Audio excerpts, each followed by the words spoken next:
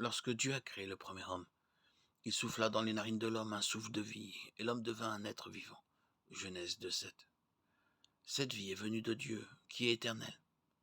Dieu a insufflé sa propre vie à l'homme, et c'est pourquoi la vie humaine est différente de celle des plantes et des animaux.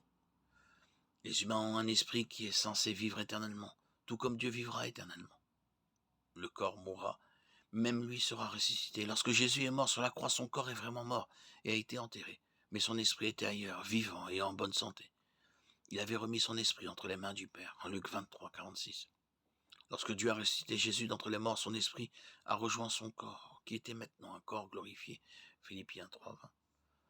L'apôtre Paul a écrit que plus de 500 personnes ont vu Jésus après sa résurrection. 1 Corinthiens 15:6.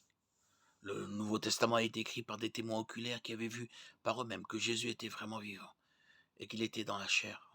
Acte 1 raconte comment, 40 jours après la résurrection, les disciples de Jésus étaient avec lui quand il a soudainement commencé à s'élever dans les airs. Ils ont regardé avec stupeur pendant qu'il continuait son chemin et disparaissait de leur vue. Acte 1, 9, 11. Jésus avait prédit qu'il retournerait vers le Père, et c'est exactement ce qu'il a fait. Jean, chapitre 14, 1, 2, Jean 20, 17. Jésus est vivant au ciel avec Dieu, les anges et tous ceux qui ont mis leur confiance en lui pour le salut. Il est assis à la droite du Père, plus haut que tous les cieux. Éphésiens 4, 10. Colossiens 3, 1, 2 Corinthiens 5, 8. Jésus est toujours vivant pour intercéder en faveur de ses disciples sur terre. Et il a promis de revenir. Tout comme l'esprit de Jésus n'est jamais mort, nos esprits ne mourront pas non plus. Jean 11, 25, 26.